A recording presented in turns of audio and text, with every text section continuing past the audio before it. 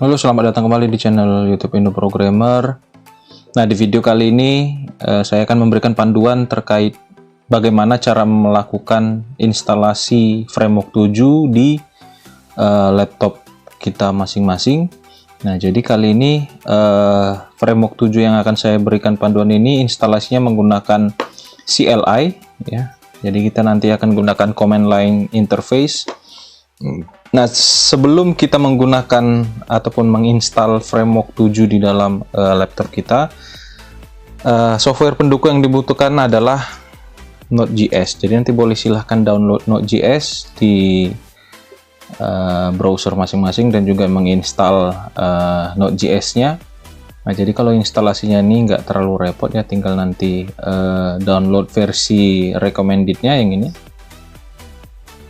Ya, jadi versi di 18-nya. Nanti kalau sudah berhasil melakukan instalasi Node.js-nya, tinggal nanti cek di command prompt dengan memasukkan perintah node /_ version seperti ini untuk mengetahui versi Node.js yang sudah terinstall di laptop kita versi berapa, gitu ya.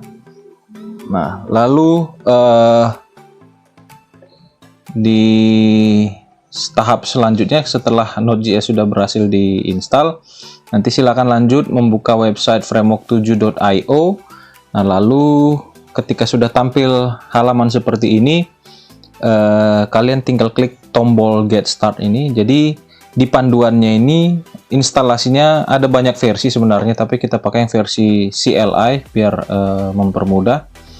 Nah, perintahnya pertama adalah kita tinggal menuliskan perintah ini di dalam command prompt kita ya, menggunakan perintah npm spasi i, artinya untuk melakukan proses instalasi, lalu framework 7 CLI spasi Cordova, lalu min g ya. Nah, ini boleh langsung di copy juga bisa, ini di copy lalu masukkan ke command prompt yang kita miliki, yang kalian miliki. Nah, seperti ini, lalu tekan enter saja. Jadi prosesnya ini memerlukan koneksi internet yang stabil. Jadi diharapkan ketika menjalankan perintah instalasi Framework 7 CLI ini, pastikan koneksi internet yang kalian miliki stabil gitu ya. Jadi kita tinggal tunggu dulu proses instalasinya melalui CMD ya. Nah, kita tunggu aja.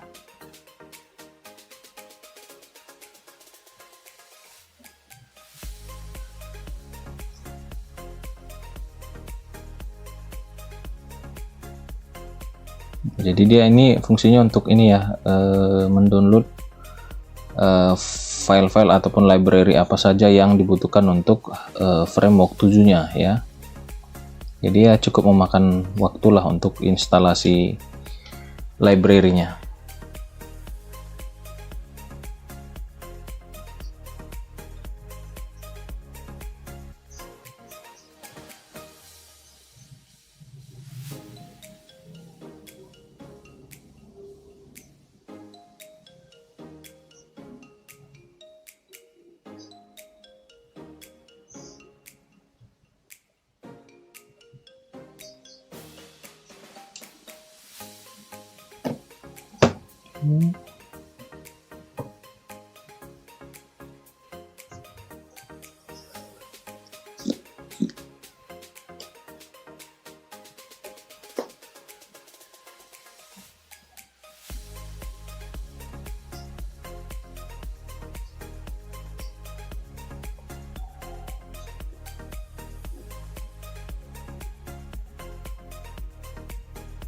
Oke, jadi kalau sudah sampai di tahap ini, berarti proses instalasi Framework 7 CLI-nya sudah berhasil dijalankan ya. Jadi kalau ada yang warning seperti ini nggak usah terlalu jadi permasalahan, jadi hanya pemberitahuan warning saja. Mungkin ada sudah pernah library-nya sudah pernah diinstal seperti ini ya kan. Ini disuruh kita upgrade versinya seperti ini, artinya ada yang mungkin versi lama tapi masih dalam status bukan error tapi hanya sekedar pemberitahuan aja gitu ya. Nah, kalau sudah selesai di tahap ini menginstal framework 7 CLI-nya. Jadi dependensinya ataupun library-nya sudah kita berhasil install. Selanjutnya adalah untuk memulai project-nya, kita tinggal masukkan perintah ini ya. Jadi perintahnya adalah framework spasi create garis hubung atau min 2 kali UI gitu ya. Nah, untuk penyimpanan projectnya bebas, kalian mau simpan di mana saja ya, boleh disimpan di D dan dimanapun, yang penting kalian buat rapi. Jadi saya contohkan di sini, saya buat di folder framework 7. Lalu di dalamnya ini saya buat folder baru untuk project. Jadi setiap masing-masing project saya akan buat folder baru. Misalnya saya buat namanya latihan 1 ya. Nah, jadi project ini nanti akan saya buat di saya akan kerjakan di dalam folder latihan 1 ini. Nah, di sini maka perintahnya nanti ini akan kita jalankan dengan menggunakan command prompt ini sesuai dengan lokasi path folder latihan 1 ini. Jadi kalau kita lihat di command prompt aktif saya sekarang kan di drive C. Jadi saya harus pindahkan ke drive D dulu ataupun khususnya di dalam folder latihan 1. Caranya gampang, ini udah bisa di close. Tinggal di bagian latihan 1 kita ini tadi, folder kita ini di file explorer ini, di bagian path drive-nya ini dihapus saja, lalu panggil saja di sini cmd. Maka enter saja, maka langsung terbuka command prompt pada lokasi drive D, folder framework 7 dan di dalam folder latihan 1 gitu ya. Maka di sini baru kita tuliskan perintah untuk membuat project baru, framework 7 spasi create garis hubung 2 kali version, enter. Nah, ini juga untuk memulai membuat project baru memerlukan koneksi bukan version ya, sorry, menggunakan versi internet gitu ya, UI. Nah, gini ya. Nah, dia akan cek ke internet, lalu kita akan diarahkan ke satu halaman seperti ini untuk membuat project baru tadi. Yang pertama adalah app project name-nya. Ya, di sini bebas kalian mau kasih nama aplikasinya apa, nama project aplikasinya, misalnya saya buat aja latihan 1. Nah, lalu app type-nya silahkan pilih aja PWA, boleh juga nanti Cordova ataupun iOS yang menggunakan Android dan iOS seperti ini ya kan, atau kita pakai PWA aja dulu. Lalu framework yang digunakan untuk pemrogramannya nanti pilih saja framework 7 core. Nah, kalau mau pakai Vue ataupun React boleh sih, tapi nanti ini pasti harus kuasain dulu Vue dan React itu bagaimana coding programnya. Nah, kita pakai yang framework 7 core, artinya nanti core ini yang dimaksud adalah menggunakan JavaScript murni ya, native JavaScript ya. Lalu untuk starter template kita pakai blank template aja dulu, nanti mungkin di materi-materi selanjutnya kita akan bahas untuk template single view, tab view, dan split view, nanti kita akan bahas ya. Pilih saja blank view, lalu bundlernya biarkan saja yang terpilih Fight.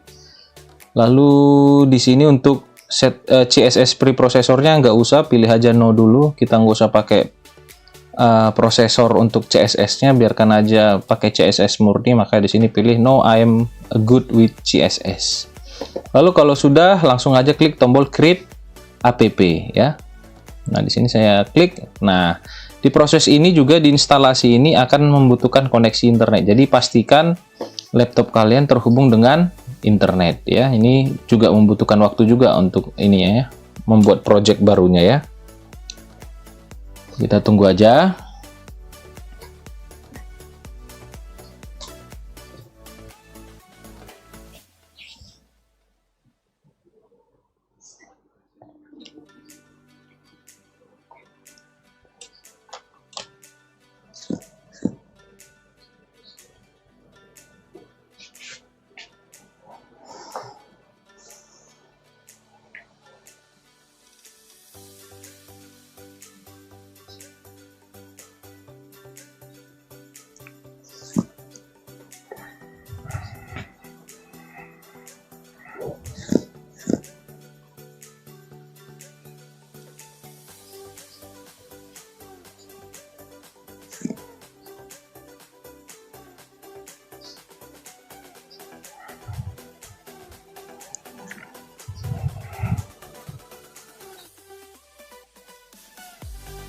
Ya, kalau sudah selesai, maka akan muncul teks done di sini, berarti projectnya sudah berhasil dibuat.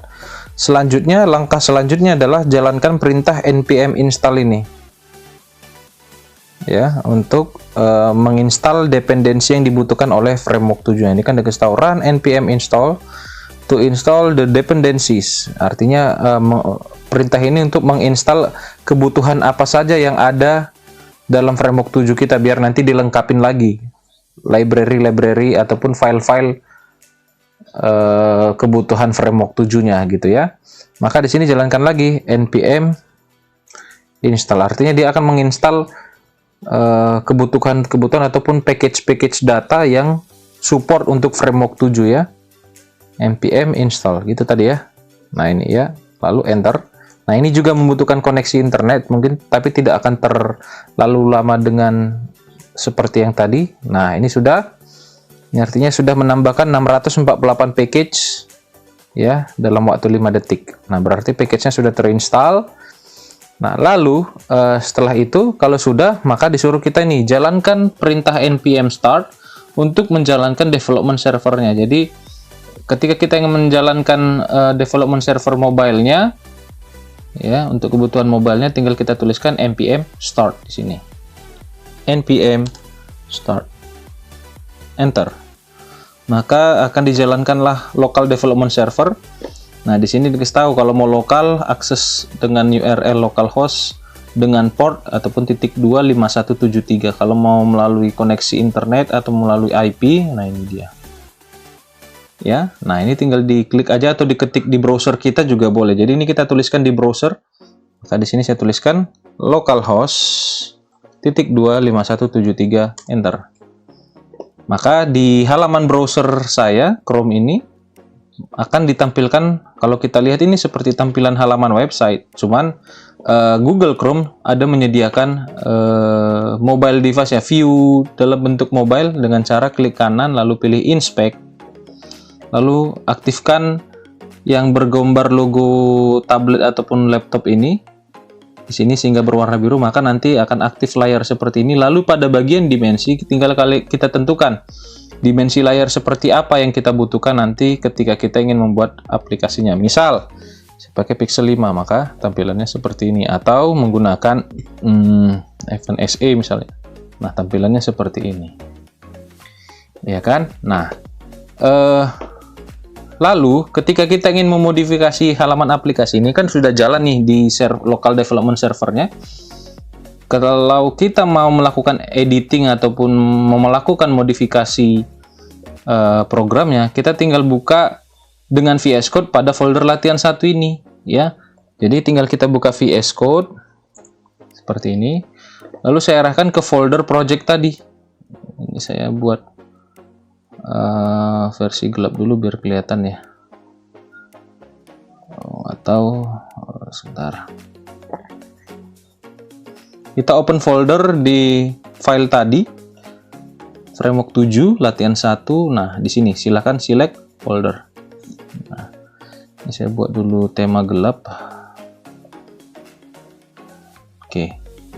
Nah, jadi kita sudah dibukakan isi dari folder latihan 1 tadi, project kita. Nah, struktur foldernya seperti ini. Untuk halaman-halaman untuk kita modifikasi itu berada di folder src ya, lalu di dalam folder packs. Nah, halaman yang tadi muncul ini berada di halaman file home.f7. Jadi ekstensinya kalau kita pakai framework 7 dalam bentuk ekstensi file f7. Tapi kalau kita perhatikan isinya ini adalah format HTML ya. Jadi nggak jauh-jauh dari HTML5 ya. Nah, jadi untuk menampilkan latihan 1 tadi yang ini, itu berada perintahnya di sini. Ya kan? Nah, jadi strukturnya seperti ini. Jadi kita sudah dibuatkan templating halaman framework 7-nya. Jadi kita tinggal nanti memodifikasi di mana? Di bagian ini. Isi di dalam div dengan class pack ini. Di sini nanti kita akan melakukan modifikasi yang cukup banyak terkait apa yang mau kita tampilkan di dalam setiap halaman aplikasi kita gitu ya. Jadi yang harus ada setiap halaman nanti, misalnya nanti kan kita buat aplikasi kan nggak mungkin satu halaman. Nah, jadi untuk di halaman-halaman selanjutnya formatnya harus seperti ini. jangan sampai ada yang hilang. Paling nanti yang berubah-ubah adalah di bagian sini yang saya blok ini. Ini kan berisikan komponen-komponen yang ada di framework 7 ya. Jadi secara default begitu kita tadi buat project framework 7, sebenarnya komponen ini langsung dibuatkan. Yang di atas ini namanya yang berwarna putih ini namanya navbar komponennya, yang berada di bawah ini namanya toolbar yang posisinya berada di bawah, dan yang di tengah-tengah ini namanya adalah p-content ataupun halaman kontennya di tengah-tengah. Ya, nanti kalau p-content ini berisikan apa saja yang mau kita sajikan di setiap halaman. Kalau navbar ini biasanya berisikan judul halaman aplikasi kita, lalu ada nanti navigasi-navigasi sederhana di sebelah kanan dan di sebelah kiri. Nah, kalau misalnya ini saya hapus, jadi setiap buat project baru ya seperti ini pasti dikasih. Jadi kalau yang namanya belajar, begitu udah dibuat template di home TTF7 ini boleh kita hapus dari sini sampai sini. Dari sini sampai ke sini. Jadi sisakan aja nanti div class pack aja beserta template yang ada di sini dan penutupnya di sini beserta script ini, jangan sampai ada yang menghapus karena ini adalah proses rendering template-nya biar kita nggak repot-repot mendesain ulang dan menentukan file-file CSS apa aja yang dibutuhkan ya, serta file JavaScript apa saja yang dibutuhkan. Jadi pastikan ketika nanti membuat halaman baru ya ini harus ada formatnya. Nanti di dalam inilah kita tentukan. Di dalam div dengan class pack inilah, di antara buka dan tutup slash div-nya ini, kita tuliskan nanti di sini komponennya apa saja gitu ya. Nah, kita akan belajar komponen-komponen dasarnya. Kalau saya save, dia akan auto refresh nih. Nah, halamannya kan kosong kan, belum ada halaman aplikasi apa-apa. Kita akan lanjut ke komponen-komponen dasar yang ada di framework 7. Yang pertama adalah kita lihat di menu docs, lalu pilih getting start. Nah, jadi di framework 7 ini diberitahu nih panduannya apa saja, mau belajar tentang kalau get start-nya ada di sini semua, lalu event-event yang ada nanti di framework 7 ada di sini, kita akan pelajari juga nanti ada waktunya. Lalu router nanti kita akan bahas juga, store data juga. Nah, kita akan fokus di komponennya dulu yang berhubungan dengan user interface-nya. Nah, yang pertama komponen yang akan kita gunakan adalah bernama komponen navbar. Nah, navbar ini fungsinya adalah untuk menentukan judul halaman dari yang kita buka sekarang beserta ada beberapa elemen navigasi ya. Nah, di navbar itu terdiri dari 3 bagian kiri, title, dan kanan ya. Nah, di sini fungsinya masing-masing. Left itu untuk meletakkan sebuah navigasi, di kanan juga untuk bertugas meletakkan navigasi. Lalu di bagian kiri title itu untuk menentukan halaman apa, judul halaman yang sedang kita tampilkan sekarang gitu ya. Nah, untuk menggunakannya layoutnya seperti ini. Jadi di framework 7 semua tampilan-tampilan yang sesuai dengan halaman aplikasi mobile akan disetting ataupun diset di dalam setiap atribut kelas ini. Jadi ketika kita mau buat navbar, kita akan buat div dengan kelas bernama navbar. Nah, ini tinggal kita copy paste saja, ini di copy, letakkan di dalam div class pack ini di sini. Nah, ini paste di sini, lalu save. Nah, ini dia. Maka boleh nanti dikasih catatan di sini. Misalnya saya buat aja gini kan, halaman atau komponen navbar, biar tahu gitu kan. Oke. Nah, seperti ini. Jadi ada keterangannya kan. Oh, ini komponen navbar gitu ya. Nah, di dalam komponen navbar ini di dalamnya ada kelas navbar garis hubung BG. Artinya ini nanti fungsinya adalah untuk menentukan background dari navbarnya mau warna apa backgroundnya gitu ya. Lalu di dalamnya ada navbar inner. Nah, navbar inner ini untuk menentukan isian dari navbarnya apa aja. Nah, isiannya adalah yang ini tadi. Bagiannya kiri, judul, dan kanan. Nah, seperti ini tadi. Kalau kita lihat sudah saya save, hasilnya seperti ini ya kan. Nah, jadi ada ininya ya, seperti satu blok di bagian atas gitu ya. Nah, di bagian title boleh kita ganti aja latihan, app latihan misalnya, boleh aja app latihan ini ya kan. Save, maka di sini juga berubah ya kan. Nah, di bagian ini juga nanti bisa kita rubah menjadi sebuah link ataupun icon, nanti boleh. Ya kan, misalnya seperti ini nih. Biasanya di sini, biasanya di live itu biasanya fungsinya untuk membuat backlink gitu kan, untuk kembali ke halaman sebelumnya gitu kan. Bisa aja di sini tambahkan tag A, lalu kasih kelasnya tuh di framework 7 namanya link, lalu tuliskan di sini back gitu kan. Nah, seperti ini. Kalau kita coba cek, nah, jadi ada tombol seperti tombol back ya. Nah, lalu di kiri juga, di kanan juga boleh dikasih link gitu. Kasih kelas link. Ini buat jadi misalnya biasanya ini logo home bar ataupun beranda gitu kan. Nah, jadi seperti ini ya. Ini boleh dirubah-rubah nanti kebutuhannya. Nah, jadi kalau membuat link di dalam framework 7, kasih kelasnya bernama link. Oke. Nah, itu. Nah, navbar ini ada banyak, nanti boleh kalian lihat penggunanya. Ini navbar with link tadi sudah saya jelaskan. Ada multiple link, tidak, jadi di dalamnya bisa, di dalam setiap bagian tuh di live ini bisa ada 2 link gini kan. Boleh, bisa seperti ini kan. Boleh, ada 2 link atau jangan lebih dari 2 lah, sepertinya nanti susunannya nggak cocok. Ya, nanti boleh kalian coba satu persatu dokumentasinya ini. Ini sudah lengkap. Nah, ini mau buat navbar transparan, tinggal tambah ini di dalam kelasnya. Di samping kelas navbar tambahkan navbar transparent. Ini saya copy, saya masukkan di sini. Situ tadi kan kita lihat hasilnya. Tuh, jadi transparan ya. Jadi nggak kurang menarik dilihat. Nah, nanti tinggal sesuaikan sesuai kebutuhan ya. Lalu setelah navbar, kita akan pelajari komponen dasar selanjutnya adalah toolbar. Nah, di toolbar ini fungsinya untuk meletakkan tool-tool yang dibutuhkan di dalam aplikasi kita. Biasanya nanti toolbar ini posisinya ada di atas ataupun di bawah layar, artinya di atas dan di bawah layar ya. Dan isinya itu bisa berisikan navigation element ataupun elemen navigasi ataupun menu ya. Formatnya seperti ini. Nah, tapi tadi karena dibilang toolbar itu punya 2 posisi, top or bottom, maka kita tambahkan nanti di bagian ini toolbar positionnya. Kalau mau di atas, maka tambahkan di sini toolbar top. Kalau di dalamnya ada toolbar inner, artinya untuk membuat isian dari toolbarnya apa aja. Misalnya saya mau pakai toolbar bottom nih, yang ini saya copy, lalu saya enter, saya masukkan di sini di bawah navbar tadi seperti ini. Maka perhatikan di halaman kita sudah ada. Nah, isi linknya ini apakah harus 3? Enggak, boleh kalian tambah menjadi 4, silakan sesuai kebutuhan. Seperti ini. Ya kan, ini jadi link 4, boleh-boleh aja. Nah, kan sudah berubah ya. Jadi sesuai kebutuhan, mau berapa banyak, mau kalian buat jadi ada 5 ya nggak ada masalah gitu. Sesuai kebutuhan dari halaman yang kita ingin buat. Nah, seperti ini ya.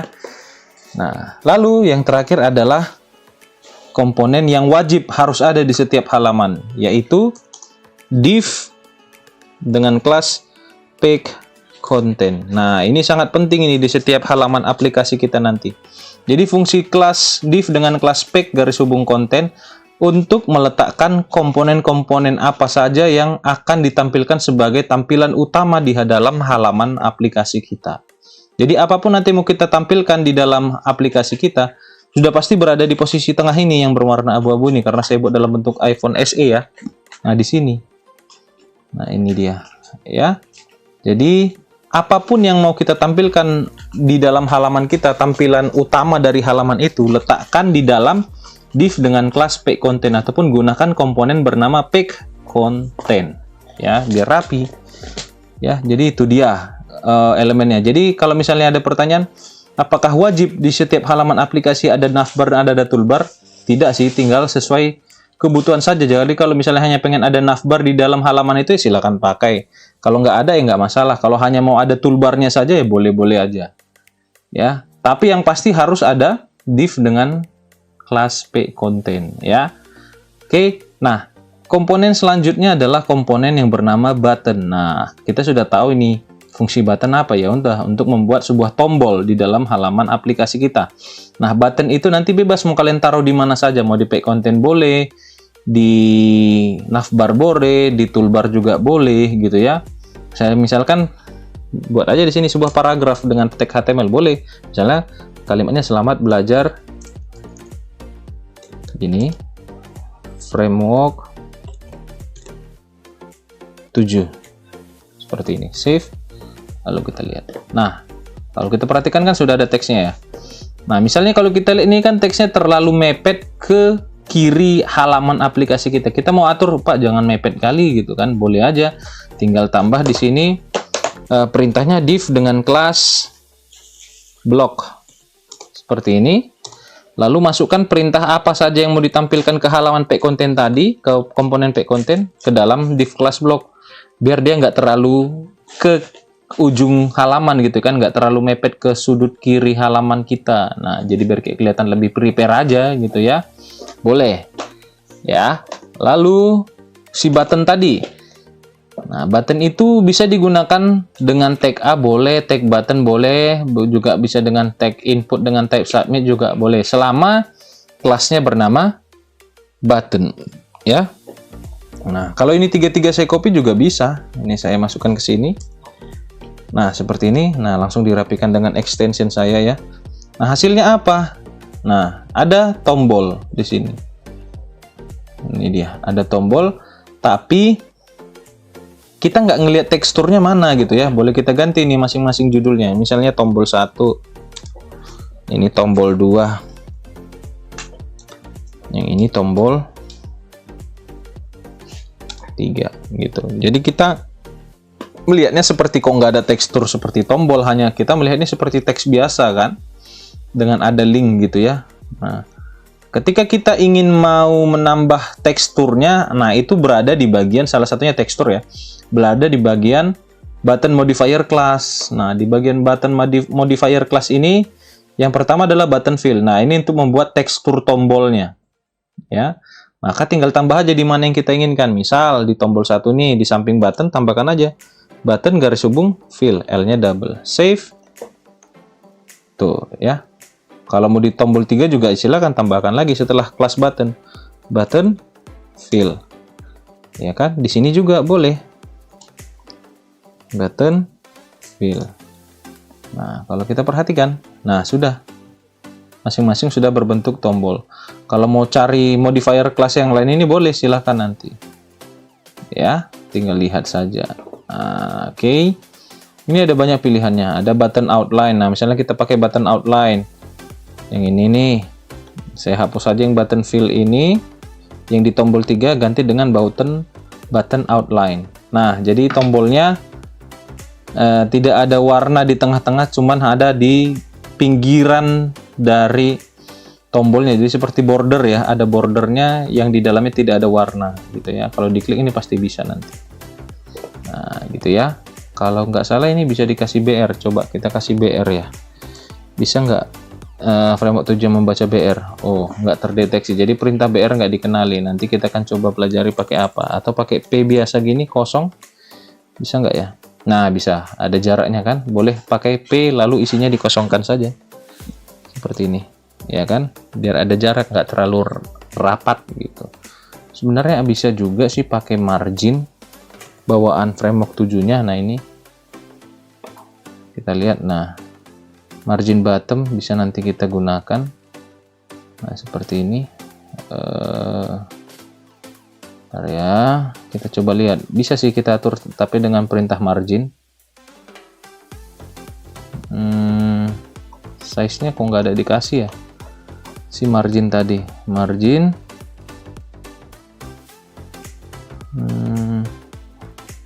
harusnya ada dikasih size-nya. Margin right, margin bottom applies margin to the bottom. Misal ya, kita coba aja div button tombol 1 saya tambah margin bottom gini, kita lihat hasilnya apa.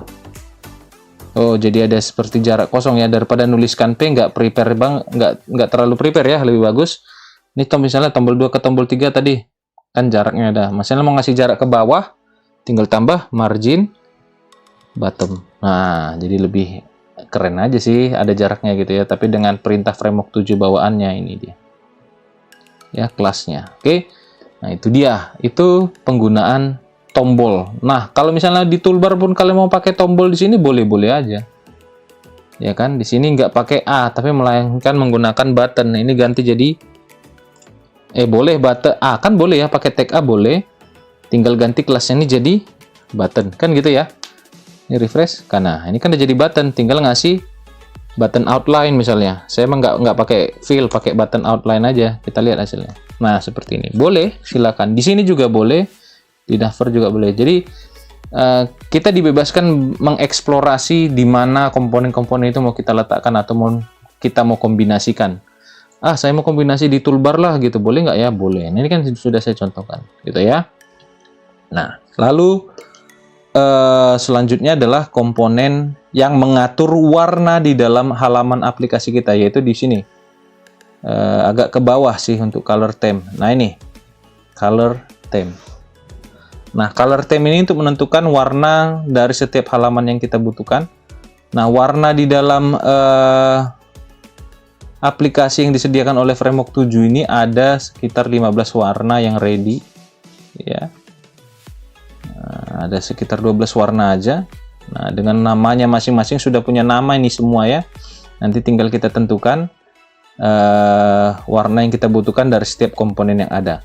Misalnya kalau kita mau pakai komponen color ini, tinggal nambahkan di kelas itu ini color garis hubung warnanya, warna yang kita inginkan sesuai dengan 12 warna ini. Misal teks P tadi yang ini yang warna hitam saya mau ganti jadi warna merah. Jadi tinggal tambahkan di sini di paragrafnya class color garis hubung warna yang kita inginkan, red sesuai 12 warna tadi. Nggak mau ya. Oh, kalau di teks dia bukan pakai color. Coba kita lihat. Ini teks color, ada teksnya di depan. Untuk warna teks dia di depannya harus ada teks dulu. Kalau color itu untuk komponen inputan dan yang lain-lain, ya kan, tombol ataupun yang lainnya. Nah, ini kan sudah jadi merah. Kalau untuk teks dia namanya text color, kalau untuk background ini jadi BG color. Kalau di sini border color, ya kan, pinggiran warnanya nanti kelasnya berbeda-beda, tinggal kalian sesuaikan. Tapi yang pasti sesuaikan dengan 12 warna yang dimiliki. Si tombol juga bisa kita ganti. Misalnya ini margin, yang ini kan tombol 1 color orange gitu, boleh. Ini kita refresh. Nah, ini udah jadi warna orange, ya kan. Tombol 2 misalnya kita mau berwarna purple, ya udah tinggal tambah di sini color purple. Gini, ya kan? Tuh, tombol 3 misalnya outline-nya kita buat warna apa tadi? Selain 12 warna tadi, teal, ya kan, biar kelihatan beda. Color teal. Save. Nah, sudah ya. Nah, di sini juga nanti di masing-masing link juga bisa. Misalnya di dalam toolbar tadi, di sini bisa nggak ya? Langsung aja color apa ya? Apa tadi 12 warnanya? Yang nggak banyak dipakai, pink misalnya. Kita ganti jadi pink. Save. Tuh, semua jadi warna pink toolbarnya, ya kan? Oke, di navbar juga bisa sih. Di navbar tinggal ganti aja di sini. Di navbar pakai color apa nih? Green misalnya. Green. Bisa nggak? Save. Tuh, jadi linknya sudah berwarna merah. Kalau mau app latihannya berwarna itu berarti kan itu teks ya. Yang ini kan berarti di sini teks color kan gitu ya, primary berwarna biru kan gitu ya. Save. Tuh, sudah, ya kan. Jadi tinggal sesuaikan aja penggunanya, ke teks kah, ke border kah, ke BG kah, atau yang lainnya. Nah, itu penggunaan color di halaman aplikasi kita ya. Kalau misalnya mau background ini bisa nggak kita ganti yang abu-abu di pack content ini? Sepertinya bisa, kayaknya. Kita coba aja menggunakan ini helper kelasnya ini. Kalau mau ganti warna background kan berarti BG color sesuai warnanya. Kita coba pack content ini, saya mau BG color white. Bisa nggak ya? Dia jadi putih, nggak abu-abu. Tuh, bisa kan? Jadi putih sesuai dengan warna ini. Kalau mau kita buat norak ya buat aja misalnya deep orange. Jangan deh. Deep purple misalnya. Ini ganti jadi deep. Kita lihat penulisannya. Jangan sampai salah penulisan namanya. Deep purple. P-nya double. Purple. Udah. refresh. Nah, ya kan? Jadi halamannya jadi warna ungu gelap ya. Nah, jadi sesuai kebutuhan saja, tapi jangan norak seperti ini. Ini terlalu norak ini warnanya ya. Oke, jadi itu aja. Saya hanya mencontohkan apakah bisa di setiap komponen bisa diterapkan color ini gitu ya. Nah, itu dia. Nah, sudah. Selanjutnya adalah penggunaan icon di dalam aplikasi kita. Nah, icon itu berada di komponen ini dia, icon. Nah, untuk menggunakan icon, perintahnya cukup gampang. Tinggal menggunakan perintah ini I dengan kelas F7 icons. Lalu di dalamnya ada nama seperti ini. Untuk cara kita mengetahui namanya adalah kita bisa lihat di sini. Untuk melihatnya di bagian cheat sheet iconnya, ini tinggal klik aja link yang ada di sini. Maka kita diarahkan ke halaman kumpulan icon yang ada di Framework 7. Ini cukup banyak. Nanti tinggal kalian pilih ininya, iconnya. Misalnya logo ini bold. Maka ini saya tinggal ambil namanya. Ini namanya. Nanti sesuaikan dengan isi dari di antara I dan slash I-nya. Maka contoh, saya buat di dalam pack content nih, di bawah tombol. Ini kan saya kasih margin button biar ada jaraknya ke bawah. Gini. Sudah, lalu saya tuliskan di sini I dengan kelas F7 icons. Lalu nama nama iconnya apa yang kita inginkan. Misalnya ini bold, copy, tuliskan di sini. Save, maka perhatikan ada ini ya kan, logo berwarna hitam seperti petir. Nanti bisa kalian kombinasikan dengan teks. Misalnya tambahkan di sini petir, misalnya seperti itu. Nah, boleh, ataupun iconnya ini bisa kalian kombinasikan dengan tombol. Misalnya ada tombol nih A kelas button, ada tombol buat button dengan BTN button outline atau button fill juga boleh. Colornya misalnya warnanya teal. Isinya itu ada icon dengan kelas F7 icons. Nah, tinggal cari aja icon yang kita inginkan, icon apa gitu kan. Nah, seperti itu. Misalnya icon keranjang belanja ini, chart fill. Nah, paste di sini, lihat hasilnya. Tuh, ya. Nah, bisa nanti kombinasikan dengan teksnya lagi di sini kan. Gitu. Misalnya saya buat keranjang belanja. Save. Refresh. Nah, gitu kan, jadi kayak ada ini ya.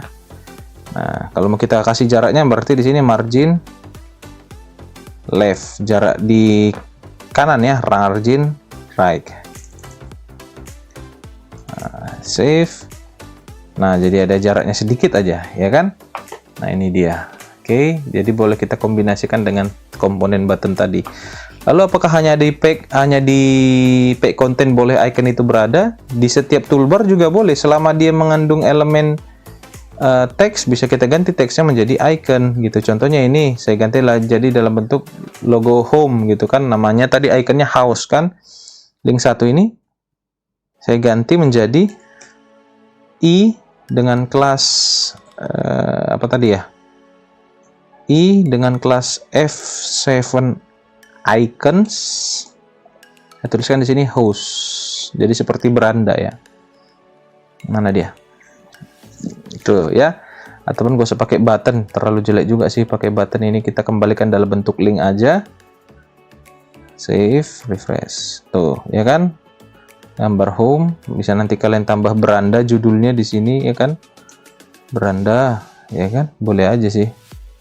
Atau nggak usah diwakil, udah cukup mengerti ke orang dengan logo seperti itu gitu kan.